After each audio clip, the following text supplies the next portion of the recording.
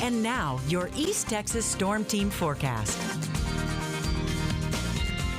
Happy Thursday, East Texas. We're looking at pretty good conditions out there right now. We've got partly cloudy skies, and those temperatures are sitting in the 60s and 70s across much of East Texas. We're actually sitting at 75 right now here in the city of Tyler. So really warming things up from earlier on today. Those winds about 10 miles an hour, 66% humidity. And as we look here at that satellite and radar picture, again, we do have a few clouds out there from time to time, but that is really about it. Certainly no rain across the Lone Star State. And as far as those temperatures go, you can see some 60s still over into Waco, San Angelo, 70s here for much of us across the eastern half of the state, even 81 already down into the city of Houston. Zooming in here to East Texas, again, we've got those 70s pretty much area wide, and they are going to turn into 80s as we go through the remainder of your afternoon. About 81 to 83 degrees going to be the range of high temperatures later on today, so it is going to be warm. A little bit above average there by about 10 or so degrees. And then going into tonight, we'll look for those lows to fall into the upper 50s near 60 degrees. So overall, a pretty comfortable start to the day on Friday. Here is that temperature trend, and it shows those 80s for highs as we continue here through much of the next 7 days. Very steady as far as those temperatures go. No wild swings in them. And as we look at those low temperatures, they're also going to be pretty steady in the 60s. So that means we're going to start the days off on a pretty mild note out there, even continuing as we head into the middle part of next week.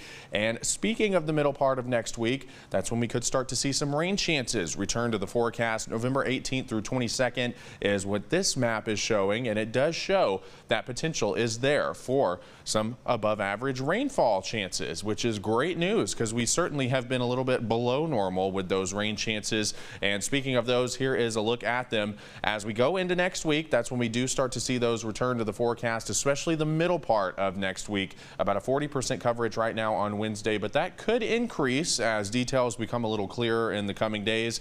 But as far as those rain amounts go, you can see that once we get towards the end of that 7-day period, which is what this shows, that's when we start to see those higher rainfall amounts finally returning to us here across the area. And here's a look at those wind gusts, and they are going to be a little breezy today, up to about 20 miles an hour. Then we'll see them relax a little bit tonight before we do see an increase in those wind gusts to about 25 miles per hour as we head into your day on Friday. But as far as that weather goes today, beautiful out there, 81 degrees, mostly sunny skies, winds about 10 to 15 miles per hour.